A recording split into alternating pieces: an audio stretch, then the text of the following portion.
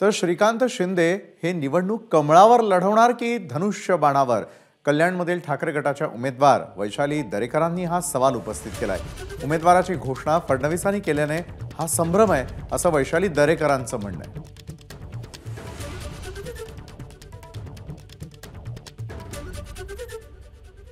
खूप मला ऐकून आनंद झाला की त्यांची उमेदवारी जाहीर झाली आहे, परंतु थोडंसं मला एक कन्फ्युजन आहे किंवा शंका आहे की श्रीकांत शिंदे यांची उमेदवारी देवेंद्र फडणवीस यांनी जाहीर केली आहे, तर त्यांचं चिन्ह काय असेल? कमळ का धनुष्यबाण?